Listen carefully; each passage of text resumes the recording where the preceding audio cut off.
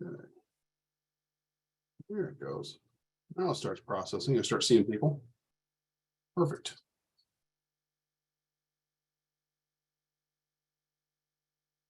All right. Welcome, everyone. We've got a few more people joining in here. As they do, we'll get them added in. Thank you. Welcome to REIA Now. Get our monthly update going. For those of you who are not aware, I'm going to mention this real quick.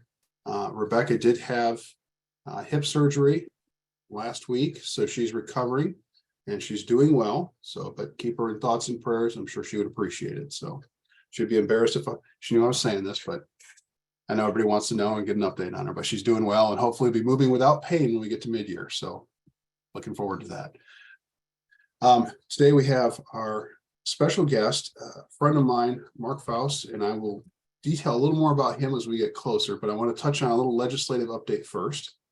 And for that, even, I do want to touch on a disclaimer. You may play a attorney on television and radio, but we are not giving legal advice. We're not giving financial advice. We're not giving investment advice. Please seek your own advisor for that. And again, we want to provide good information and really want to help you, but please make sure you're looking to your own advisors for specific help individually. So with that, let me move to a little legislative update. There's a couple of things I want to mention. One is, first of all, I want to say thank you to those who came to Washington, D.C. on the 28th or 27th, 28th of March. And we had a partnership with National Apartment Association, National Multi-Housing Council, had a small group up there. We were working on it, and we're getting better traction in the partnership process. It's been a relationship building process, and it's been growing. So appreciate those of you who've been helping with that. I think next year we're looking for probably 20 to 25 folks to join in on that. Missed a couple of people who were planning to come and couldn't make it at the end there, but we had a good group to start off with. I want to touch on a couple of things that we did focus on while we were in DC.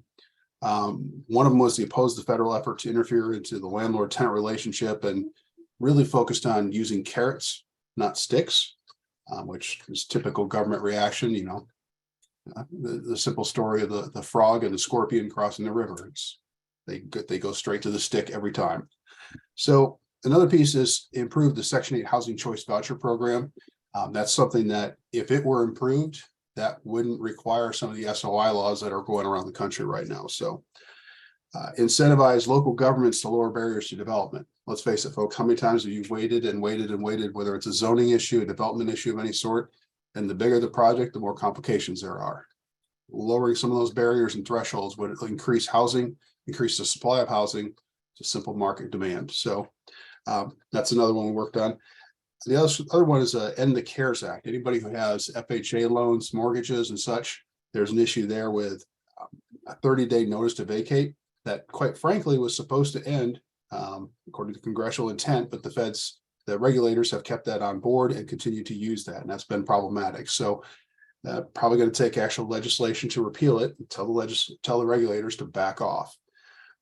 So that's one of the things additionally, we were also focused on a reintroduction, and we're looking for co-sponsors for the reintroduced version of HR 5013, which was what it was last year, which is the access to affordable housing.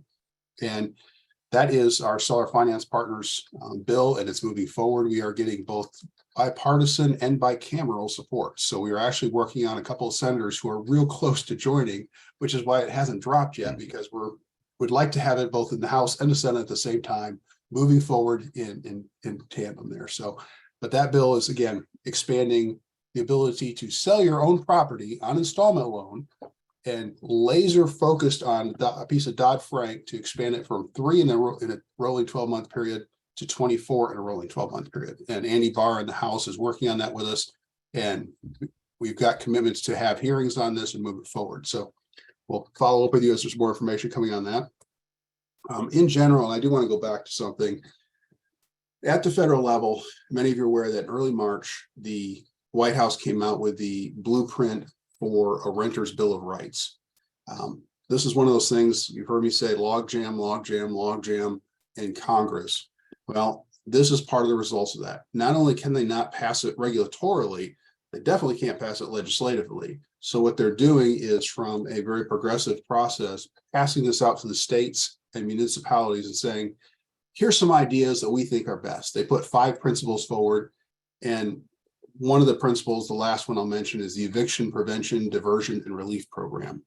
The amazing thing to me is they literally, in this bill, mock and denigrate every judge, magistrate, attorney across the country, as if prior to COVID, nobody provided any kind of fair eviction process.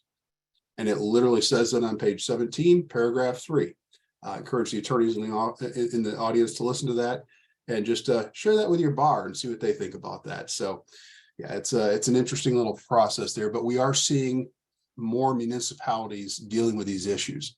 Now, with that, I want to put the silver lining on this, and that is part of what they're asking for is HUD wants, what are the best management practices for eviction, diversion, any kind of relief, mediation processes. So what we're asking for is, if you've got something in your community that works and helps eliminate evictions, and not just stall them off, but actually resolve them, help people out, please share that. We want those best management practices and be able to share those out. So I've mentioned in the past, I mentioned it again. If you've got something like that, excuse me, please bring that to us. Send it to me, email it to me. Email's charles@nationalrea.org. Appreciate the heads up on that. So with that, I do want to mention there's one other little issue out there that was brought forward that's kind of interesting. Secretary Fudge, Secretary of Housing and Urban Development, brought forward a letter that talked about junk fees. And I mentioned this because one of the fees that was mentioned as a junk fee is an application fee. Another fee that she mentioned as a junk fee is a late fee. And while we kind of jokingly said, as soon as the IRS stops charging late fees, we'll look at stop charging late fees. But having said that, we want to make sure that we're encouraging everyone, check your paperwork, make sure there aren't anything other than what your state legally allows, and make sure there aren't unnecessary fees in there. But again, application fees, late fees are normal standard practice, and quite frankly, state law protected in 10th Amendment, which is where this really resides, and not at the federal level, which is, again, one more step at nationalizing housing. So those are some issues that we're seeing.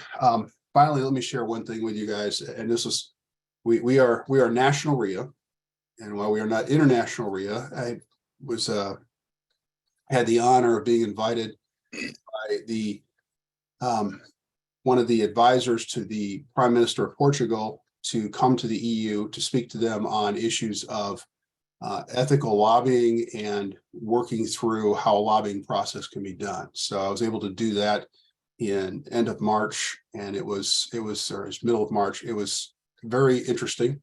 I'm not a big fan of the 16, 18-hour flights over and back, but other than that, it was great to be able to represent National REIA and in the EU.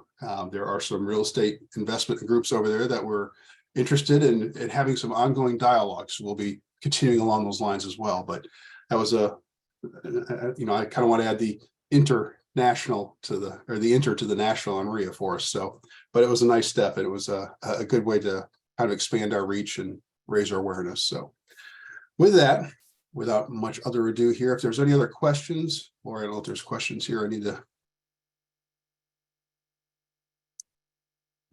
I will send the language over momentarily. I'll post that in a bit. I want to share something with you today. Friend of mine, Mark Faust, is on here. He is, aside being an adjunct professor at Ohio University, as well as the University of Cincinnati, which my wife works at University of Cincinnati. Not that they're in cahoots or anything. She did not drag him into this. I appreciate Mark coming of his own free will. But I did talk to Mark a little bit about the troubles we've been seeing. There is, from credit on one side, inflation risk. Everybody knows the headlines. We've got political, not only front winds, side winds. There's no tailwind helping. In fact, it seems like it's a vacuum with people pulling us backwards from the housing first to local folks talking about how bad housing providers are.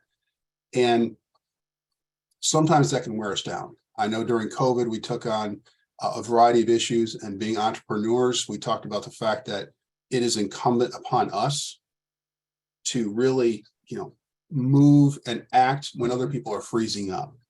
And this is where I want to mention that, Mark's done a couple of books. One is Growth or Bust, Proven Turnaround Strategies, and another one is High Growth Levers. And I believe Mark has allowed us to share those out afterwards to those who attend, and get those out to folks. He's got a couple other, let me phrase it. He's done a lot of writing. Mark is a prolific writer, has a ton of insights. He's already we've shared out some of his articles in real estate investing. We've also shared it out in RE Journal. So I encourage you to take a look through that. And the reason for this is Mark understands the psychology of a business mind. And typically Mark speaks to a lot of CEOs. He speaks at the corporate level in the C-suite. I asked him to kind of take a little bit different approach. We have entrepreneurs, and we are all entrepreneurs and trying to dig in. And sometimes we can feel very alone. There's not even a whole suite. It's just us. And by the way, we may have to take the garbage out later as well. So knowing that, how do we really fortify our minds and move forward? And knowing Mark, and from the breadth of his experience to the experience that he's had of even having with several children, having to deliver 2 of them by himself. So he's gone through the mental side of it to build up, say, okay, we're going to get through this. We're going to do it. Tough time. And with that, I really want to thank you and welcome Mark Faust to speak today. Thank you, Charles. And thanks for everybody coming here together for this on how to grow your business in turbulent times. Charles and I were talking recently about how many different recessions we had been through, and they add up, and they all look a little different, but bottom line, they are opportunities, and we'll talk about that. As for any of the ladies in the room who've had children, all credit goes to you and my wife. It's all about pushing the baby, not pulling it. That was easy compared to what she went through. So kudos, Julie, wherever you are right now. Guys, our goal today, central goal, is to reduce time and stress in the business while making you more money, building your wealth and equity, etc. So some of the things we'll cover is the power of the turnaround mindset, as taught to me by dozens, perhaps almost 100 now, turnaround CEOs and operationally minded folk. How to use core principles of strategy to grow your business, how to get 1 more hour a day of work done with only 6 extra minutes invested, how to double your gross revenues faster. Doubling is key. Think double. And this is not complicated. As Charles said, all of you can get both of my books digitally for free for me, and we'll talk about that later, but this is not rocket science.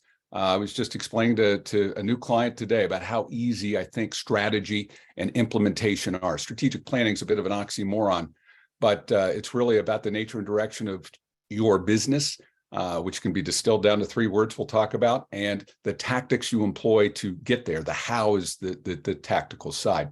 So, hey, I got closest I ever got to a 4.0 in college was my blood alcohol content. And so if I can do this, you can do this. And after working with about 350 different companies and seeing it in hundreds of cases, and several thousand have been through my Stretch 100 sales strategy, sales innovation program, I've seen literally many hundreds and hundreds. In fact, about 100 in commercial real estate, double 6-figure incomes in 100 days. I'll explain how later.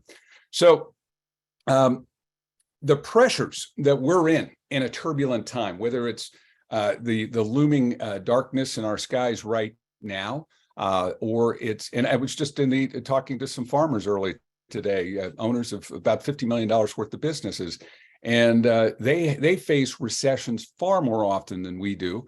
They literally in a 5-year period, often many of the best farmers will only make money a couple of years out of 5 or 6. And so they gird themselves very carefully. They're some of the best business minds in the world. I've learned a lot from them.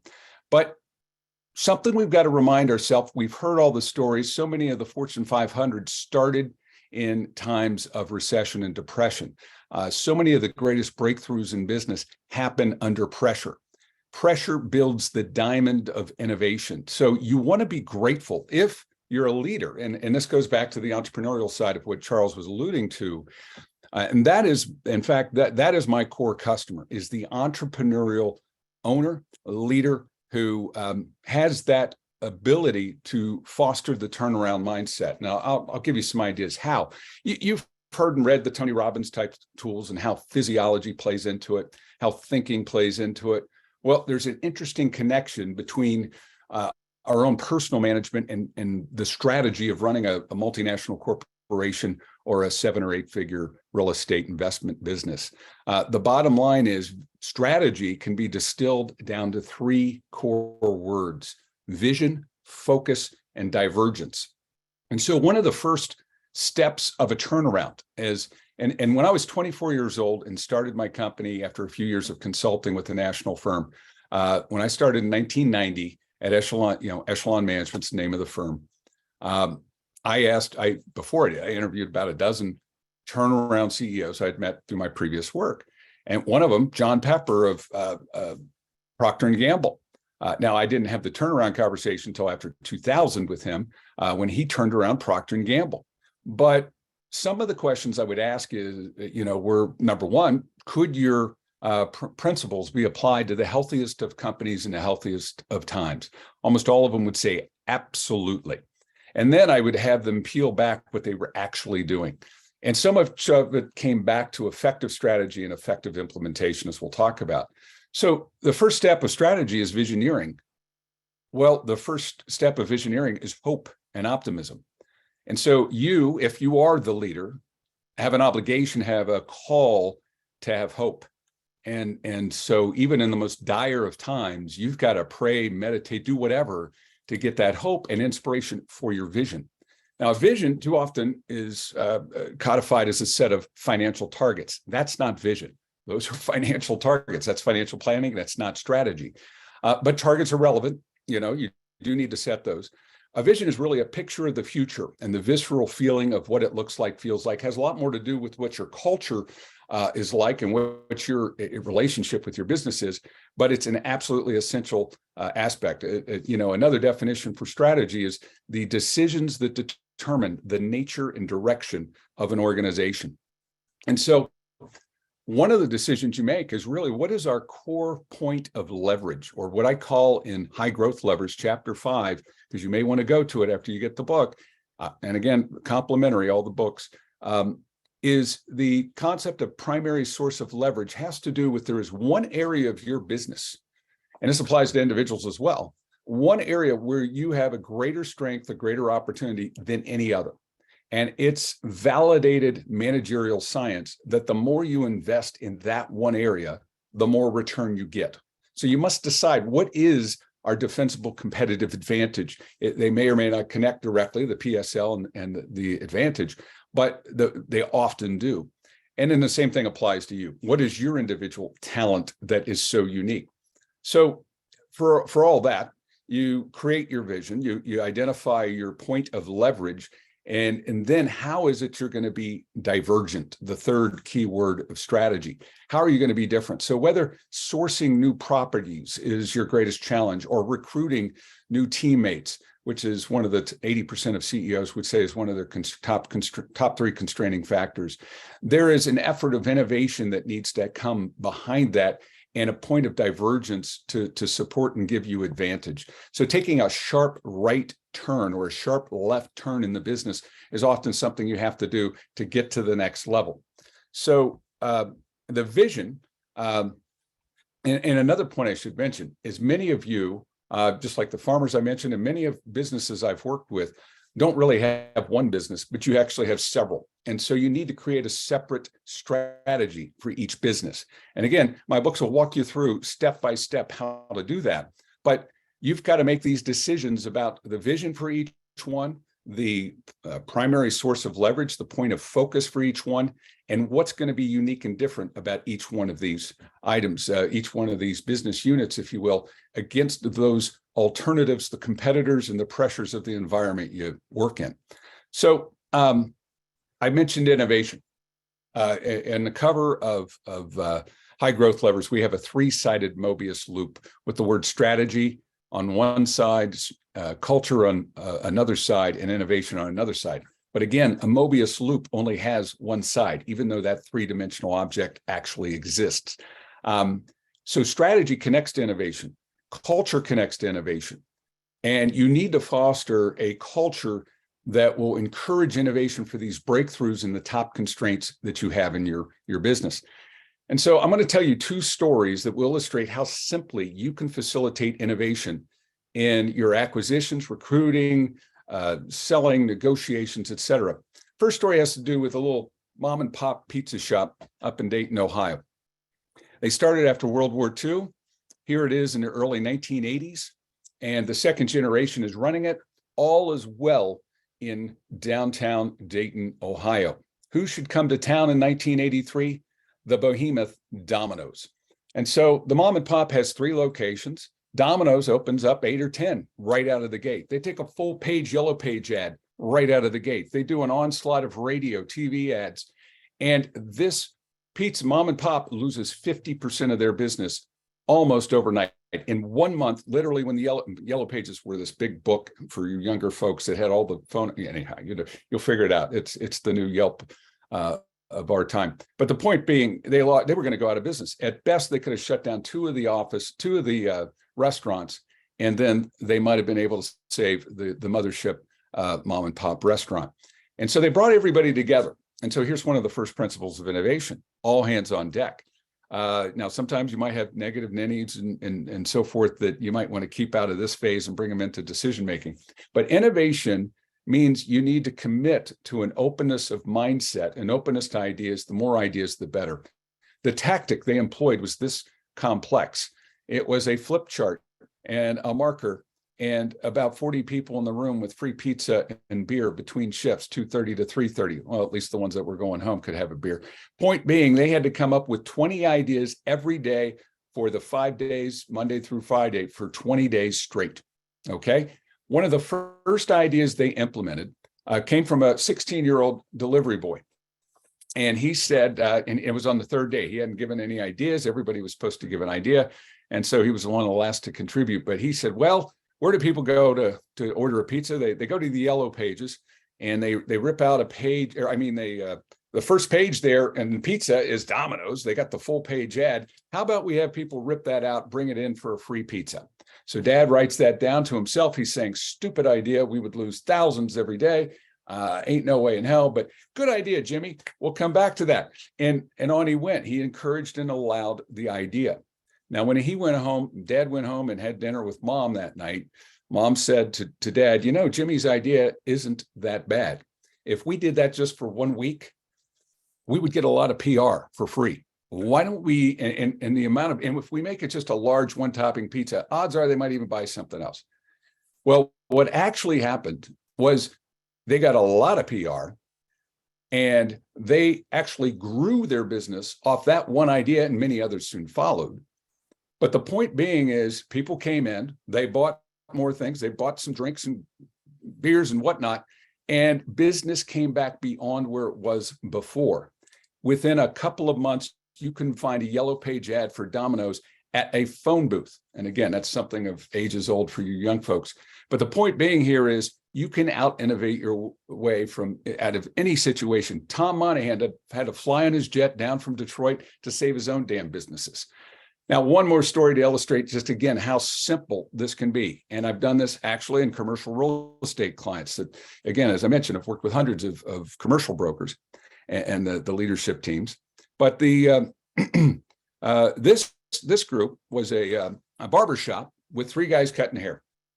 And who should come to town, to this little town, American town, but right down the same block, home of at the time, the $9 haircut. And supercuts. So they have a blitzkrieg of coupons and advertising and everything. Same thing happens. These 3 guys lose half their business. Maybe one guy could stay in the shop, the classic one with the little twirler out there. But instead, they used the same tactic, 20 ideas a day for 20 days. But this on a little bit higher tech situation, it was a yellow legal pad. and a pen. And so every day they'd number it 1 to 20. They'd pour a lot of extra coffee and espresso, and they would start coming up with ideas.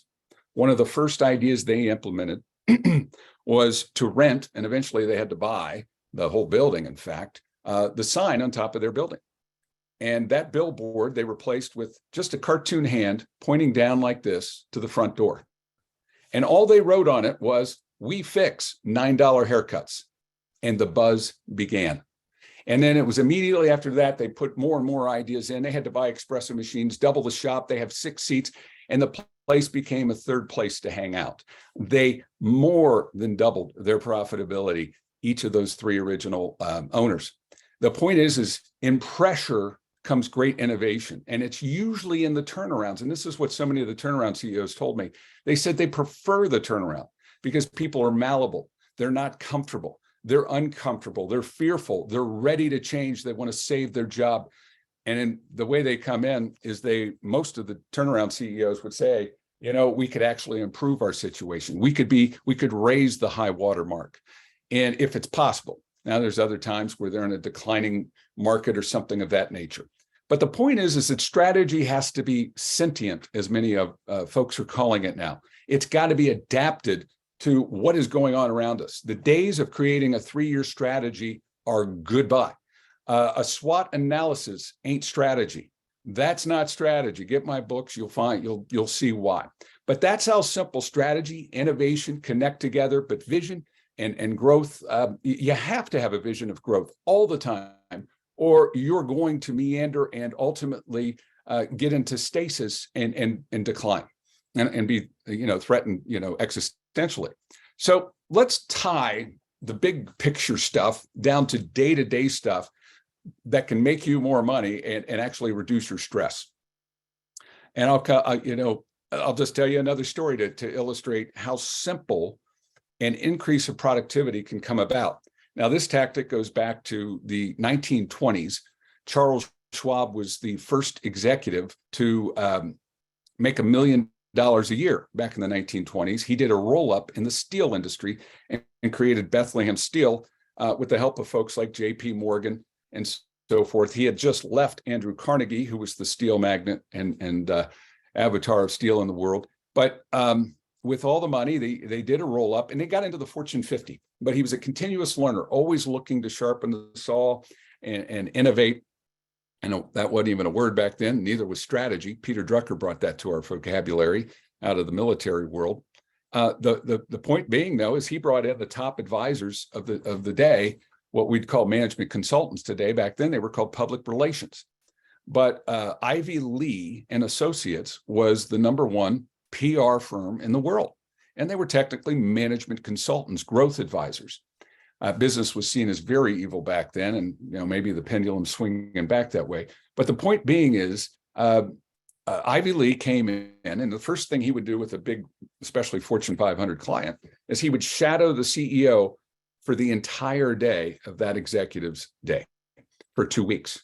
At the end of the second day, Ivy is being dropped off at the hotel, and he peeks back into the car and says, "Hey, Charles, we'll just meet tomorrow at 7 a.m. I'll meet you at your office. We're going to wrap up the engagement tomorrow morning."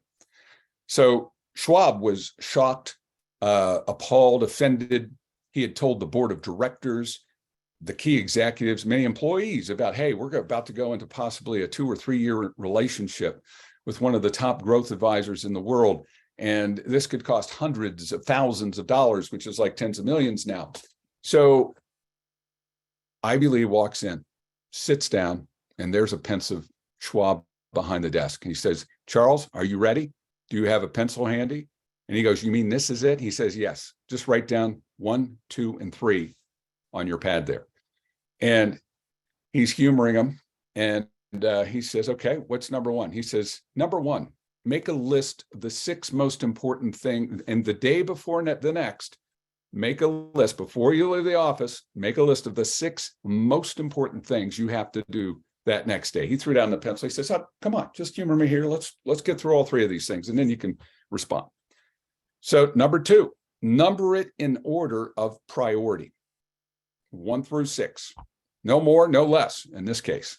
I know that's not possible for a lot of us guys, but number three, work through it in order of priority. And when a fire comes up in the mill or whatever, literally or figuratively, go put out the fire. You're going to have fires of all types every day. Interruptions happen. That's life. But your priorities don't change. There's urgent important, but these are the non-urgent important. Quadrant 2, as General Eisenhower and Dr. Covey, both exhorted us to focus upon, and actually prove scientifically is where the real change in results happens. And here's what happened to Charles Schwab. So he wrote that down. He said, fine, Ivy, what do I pay you for this? And Ivy wisely said, Charles, don't pay me yet. Do it for 28 days and send me a check for whatever you think it's worth. And he turned around and walked out. Well, Schwab was so embarrassed, he couldn't do anything but do it, and he did it. 28 days later, on that date, $28,000 check landed at Ivy Lee and Associates offices. Schwab would go on to say, and by the way, 3 years ago, that was worth $660,000. Now it's probably an equivalent of $1 million check. The point being is that was what he said and would speak on, and literally build a speaking career on how that was one of the most valuable pieces of advice he had ever gotten. Here's my point. Time management doesn't exist. We all have the same 86,400 seconds a day. It's priority management. You've got to set your priorities on a micro, daily scale, and sometimes hourly, as well as quarterly and annually. And that's kind of what the strategic level often gets into. And that's what strategy and then the implementation planning is often about. The other concept behind gain, and by the way, if you do that exercise, this is also validated and been tested many a times, you will gain an average of 68 minutes a day. So you take 5-6 minutes to do the 1 through 6, or I would just add, you have A's and B's. A's have to get done that day. B's could wait. Numbering your B's is the most important time management, priority management advice you'll ever get in your life. All the A's are going to get done every day. If you have a day that an A that rolled over to the next day, it wasn't an A. You lied to yourself and others, perhaps. Be honest. What's really an A? Highlight it. And then the rest, number in order of priority. That is one of the most important things in discipline you can do to get more done. And some of the most in fact, in my CEO roundtable, we have 3 real estate investors. 2 of them are in the room right now. And Josh is one of the most disciplined priority managers I know, and gets so much more done and acquires so many more properties because he does things like that. Now, and then Brandon, the other guy, does amazing things with innovation. And we might talk about another day. But here's some more productivity improvement ideas that I've worked through thousands of individuals and hundreds of work. The rule of 72, we're all familiar with that. Well, write down this acronym, IDEA. In order to double your productivity, you have to innovate, delegate, eliminate, or automate 70+% of what you do in order to double. Or that applies to an organization, a team, a committee, whatever it may be. So if you, and it is, you do have a vision of doubling. You've thought about, felt it, but you may not have codified it. You didn't create a vision. You're not strategic. Create that vision. I've got articles on vision. It's covered in the books. But the bottom line is, once you've done that, these priorities become so much more apparent to you.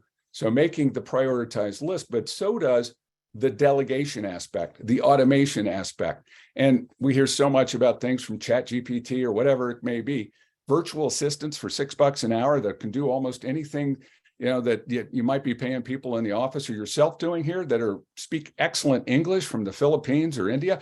My gosh, if you don't start leveraging those tools to delegate, eliminate, or automate, you are going to be limited to your growth. Now's the time to do it in a time of great stress. So this concept I alluded to earlier about the Stretch 100, I've had about 3,000 people come through it since 1990. It's a sales and a strategy and a sales innovation process. I basically took Peter Drucker and Dr. Deming concepts and applied them to sales to be unique and different from the rest of the sales training industry. But one of the main cornerstones of what happens in that 1 or 2 day program is that everybody builds a strategy. And one of the concepts right here that will give you, and this concept in and of itself has been proven at places like IBM to literally double sales results. It's called MVP, just like most valuable player. Here's the concept, and here's how we applied it to the Stretch 100. M stands for minimum. What's the absolute minimum? And you can apply this to anything, income that you want to take, EBITDA you want to, squeeze out of the business, top line growth. What's the minimum? You should set that goal. And that should be the M column of your spreadsheet. The next one is visionary.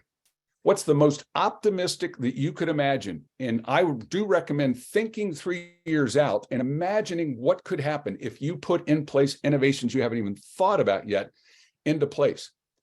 And from that picture of 3 years out, and that right there, that's called a time stretch. And we even do a 40-year and a 20-year stretch of objectives with individuals, getting them to, after they stretch those mental imagination juices, if you will, to come back and then do the 3-year stretch. But ultimately that comes back down to the next 90 days or 100 days, as we would do in the Stretch 100, because our goal was to double everybody's production much more faster. And again, hundreds of six-figure people doubled their six-figure income after doing this. And so set those in, and P is your primary objective. That's mainly what I'm going, but always set a visionary objective. If you don't, you're not facilitating innovation. That's why Drucker came up with the SMART acronym: specific, measurable, accountable, realistically challenging is what he meant. And that's where the MVP comes out of, and then timed, of course.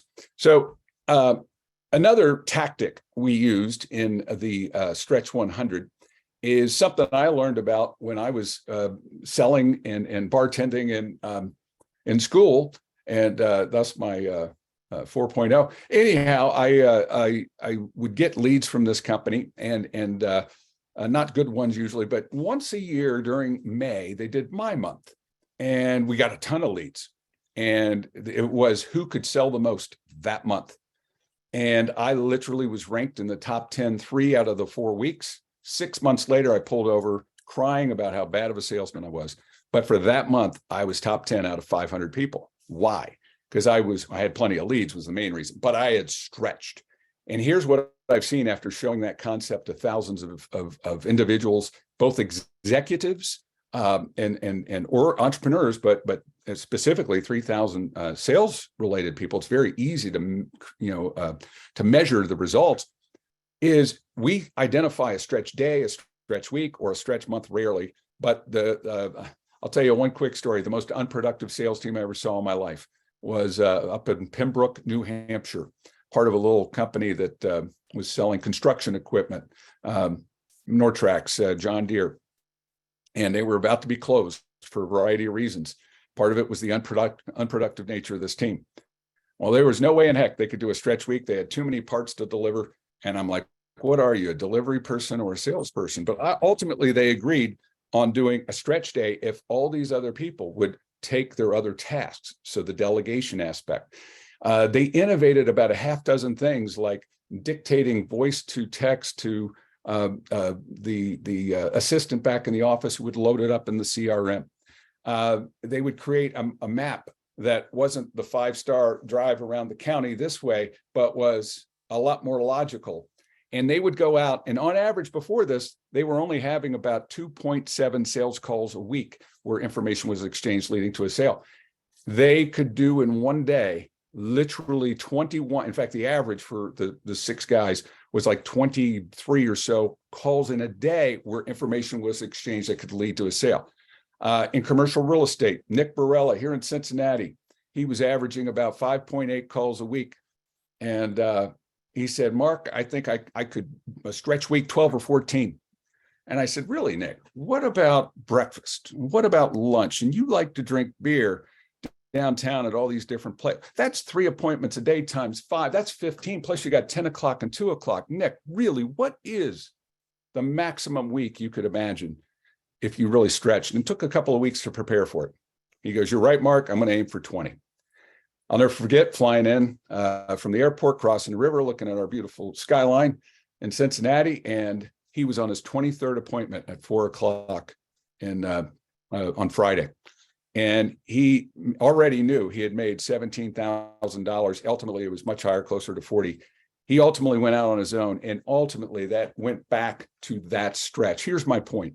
You do a stretch day, a stretch week, you innovate for it to be the most you can possibly imagine. You're going to learn things that get automatically implemented into your day-to-day approach to work. You're going to dynamically change your belief, your momentum, and add new tools and tactics that will change your business forever. So I also recommend the stretch project, the stretch deal. In commercial real estate, a lot of guys had a threshold of belief, of faith of what they could do. Oh, I could do, maybe up to a $5 or $10 million building or deal or whatever. And yet there were always guys doing deals 10 times that. And so you might have heard of the 10-fold factor. It's just say, could you make 10 times more? Could you do a deal 10 times bigger than you've ever done in the past? Well, of course you can.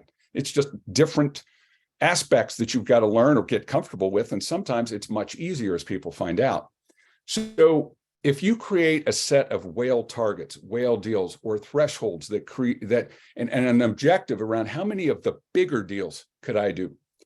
And so you will eventually, and so if you have to use proposals in your business, this is a concept that I've been using since the early 90s, always have options, gold, silver, and bronze. The bronze is what they were going to ask for anyway, but stretch them, go for the silver, go for the gold, quadruple the investment, increase the margin, whatever it is, stretch it, but make it at options. And here's another closing key that applies to negotiation, sales, whatever it may be, even leadership. Don't give people a yes/no decision. Give them a choice of yeses, another powerful aspect of options. But the point is stretching targets, stretching deals, stretching the negotiation. Now in negotiations, I follow the Harvard Negotiation Project approach. And basically that's a lot more strategic. But again, it comes down to MEOs, multiple equal offers. You don't care which one people take. They're all the same to you. But in doing that, that's a proven scientific fact. You will get more of what you're looking for when you do MEOs. So again, that's a form of stretch, a form of options. Let's see. Oh, relationships, partnering. There's a great value to the synergy you can get. I get a lot of energy in working with people. My greatest joy is stretching the vision of CEOs, people who can afford to work with me and want to grow. That roundtable I run is called the $1 Million Growth Club, because you got to have $1 million. And it's typically really was built for the businesses too small for me to work with, but I love working with these guys. So we made it a win-win, but they have $1 million business and they have a drive to get an extra million in there and to grow by millions. And some of the guys I allude to, they have that drive so strong, it's palpable when they walk into the room. You've got to have that drive, you got to have that belief, that faith, but you got to stretch. And often that stretch comes from mastermind groups. It comes from colleagues, partners, mentors, facilitators. I'm a strategic growth advisor by using the proven tools of strategy, tactics from experience, and part of implementation that I haven't touched upon that I should. And it's in both of my books. And that is the 7 essential areas of objectives. If you run a 7 or 8 or 9-figure business, you especially have to be sensitive to all 7 areas of objectives. And so what these include, and maybe I bring up a screenshot here of those just real quick so you can get a view for what they look like. Here we go. And oops, don't want to leave, but we want to share. There we go, share. All right. So this is just a picture of a variety of tools that I have in my books, but I want to point out this. To really run a business. Now, if this is a side hustle, maybe you don't need to go to this depth, but if it's a business, as many or most of you are involved, this is really fully planning the implementation of your strategy. And they're in order of priority, but you need market and marketing objectives. The first area, very strategic. Who is our ideal customer? Where is my ideal market? What is my ideal deal?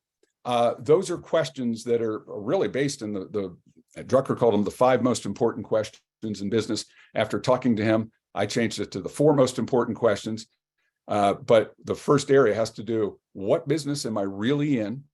And even in investment real estate, there are so many different facets of that business. You got to define that tightly. It's all part of the focus and divergence.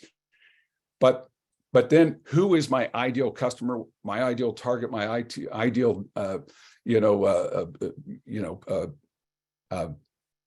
customer, basically. And what does that customer value? So now there's different types of customers. You have your vendor relationships, and you have your seller relationships, you have your partnerships. And so getting specific about that, marketing objectives entail a lot of that. The innovation objectives, where are the greatest constraints in your business? Just, in 3 steps, again, innovation is list the constraints, brainstorm on the ideas like we talked about, 20 and 20, and then prioritize implementation. It can be that simple. Cultural objectives. If you work with just one other person, you must have cultural objectives. As Drucker would say, culture eats strategy for lunch. But again, these are in priority. You can survive with a mediocre culture, but you're not going to thrive and have as much innovation. Then your resource objectives are capital, physical, and human resources, and sometimes IT. You, as you grow, and if you have a vision of growth and you're going to be growing fast, you need to set the resource objectives, not to what do we need now, but what will we need down the road, whether it's 6 or 18 months. What kind of capital, financing, or profits do we need to generate to be ready to invest in those resources? And so some of you are excellent about that in regards to investment properties, but are you as effective at setting the objectives for the team and the resources of the human and physical needed for your business? And then productivity. There's a balance between the human, physical, and financial that is, you only have limited. I mean, that's the definition of management right here, taking limited resources for the maximum result to reach a mission. And that's where the productivity objectives come into play. And are you getting the most out of all you got? Community and social responsibility objectives, essential, and they can be profitable. You don't have to just be giving money to people, but you might be investing in communities by giving money to like in Over the Rhine, some very strategic folks. That was a underdeveloped, depressed area of our city for quite a while, and it has had a total rebirth. But there were very strategic investors who invested not just in the property, but in the community resources and in the various associations and nonprofits who had a head start on everybody else, got a much higher return on investment. They were strategic about their community and social responsibility objectives in a way that made them wealthy. And then finally, profitability requirements. Profit doesn't really exist, but you do need to set what's the minimum I need to have in capital to reinvest in all these other objectives. So that's the quick 1-2 over that area. Let me stop the share and come back. And the, let's see, what else? How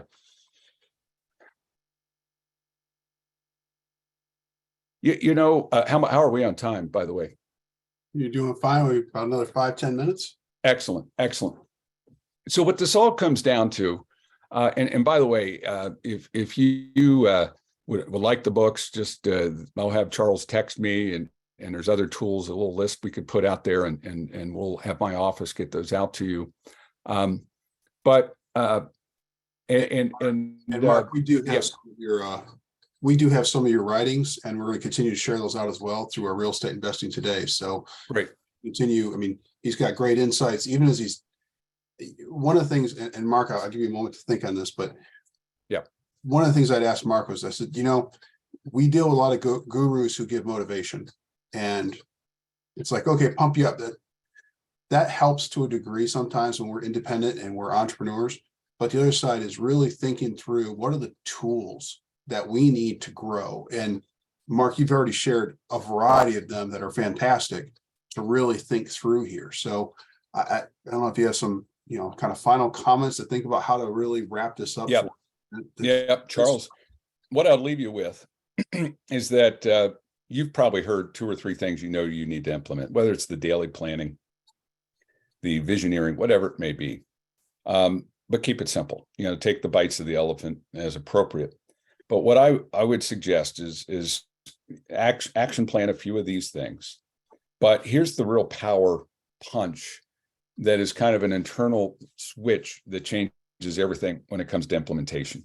So when I coach and consult the owner entrepreneurs of businesses, first I got to get them to stretch their vision. But then how do I make sure they're implementing internally? Dr. Marshall Goldsmith, who I worked with side by side, Frank Wagner, in workshops and so forth, where I learned a lot about coaching and motivation and changing hard to change behaviors. Taught me that internal accountability within an organization of any, or accountability of any type, is really the key to behavioral change. And so what you need to do is to create a list of people with whom you need to make a promise. And I'll share with you a promise story that'll ingrain this in your brain forever, because it's such a powerful story that has the added benefit of being true. But it has to do with when you make promises, you're especially to a multiple of key people, and you follow up in any kind of regular way, the odds of you implementing go through the roof. It's why often when we do strategic thinking sessions and implementation planning sessions, we have the right mix of people there so that there is an internal accountability that just almost can't fail. But you still need external accountability. That's why you have boards and boards of advisors. And I would recommend that, or roundtables, mastermind groups, strategic growth coaches, et cetera. For all that, let me share the story and then exhort you to take an action on something here. It has to do with a father of 3 children who worked in a ministry and had the opportunity, which was a tremendous opportunity in his ministry specifically, to move down to Guatemala and open up a whole new rollout, a scaling of this ministerial mission that they had. And he met with the family as a whole. He met with each one of them one-on-one, and that included a 5, 8, and 10-year-old set of kids, and the 2 youngest girls and the oldest boy, and his wife, of course. And he made some promises. He said, if I do this, we may need to make some changes because we're not going to have the family support, et cetera, et cetera. I need to be more committed to you, and I'm making these promises. You are number one in my life. After God, it's all about you. It's not the ministry. It's not the people we serve. It is you, God, you, and others. And so he made these promises, and some very specific. That was very general. They moved down there. Things are as successful as they could have imagined. There was a transformation in their family. The children were doing better at school. Mom and dad are having weekly date nights, and the ministry was innovating the ministry as a whole internationally. And after about 3 months, the worst earthquake in history in that area hit. He rushed from his office to home.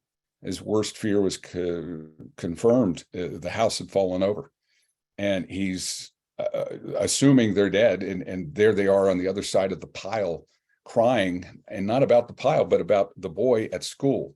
And they couldn't get through to him. They had no transport. So he drove and gets to where the school is, and it's already cordoned off with the yellow caution tape. Nobody's allowed to go in there. Those children are dead. We need to triage and focus on those we could save. He ripped through the caution tape thinking, I promised I would always be there, dead or alive. I'm going to find my son. He starts moving bricks and rocks and pieces of wood. And after 12 hours, he had already been accosted by several firemen and policemen. And he looked back in them with a resoluteness in his eyes. And he said, I made a promise to my son. I'm going to find him, dead or alive, and I'm not leaving till I do. And he kept digging at 24 hours, nothing but water in the dark of night. Now, again, he is digging away, calling out for his son. Son, are you there? Son, are you there? And more hours pass by. And finally, he hears something. And it's a rustle, and then it's a voice, and the voice, and he's digging toward it. And he sees, literally the first thing he sees is the face of his son looking at him, smiling, saying, Dad, I knew you would be here. You promised. He said, come on out, son. And he said, no, Dad, there's 11 other kids and the teacher. Let's get them out first. Because he made a promise. He saved 13 lives that day. How much more can you save and make and give if you make those promises? And so I exhort you all to think about, what is it that I need to promise about to whom in regards to how I am going to thrive in these turbulent times, and what do I need to promise myself I'll do, whether it's read or plan or what, to get to the next level. Thank you guys very much for having me. I'll answer the questions in follow-up written form. If we have a time to do some audio video, I'll be glad to do that too. Thank you, Mark. Touching story. That just brings it home. Folks, we are the best investment we can invest in. On it. Plain and simple. So we need to make sure that we are investing in ourselves, and that takes time. That takes, reappraising our own brains and our own strategies. Mark, I can't thank you enough for giving us some very specific tactics and processes to walk through mentally. So I encourage everyone this weekend, take some time, start on this. And if not doing it this weekend, set your time frame to do it. Commit to somebody else what you're going to do. That's the first piece of it. We got to have accountability. So with that, I want to say thank you, Mark. And we'll have, again, Mark will be available for some follow-up, and as well as if you want to have Mark speak at your group, we encourage you to reach out to him. We'll be sharing out this information with the books and his follow-up contact information in the email with the link of this video as well. So with that, I wish everyone a great weekend, and invest in yourselves, and let's go get them. Thank you very much.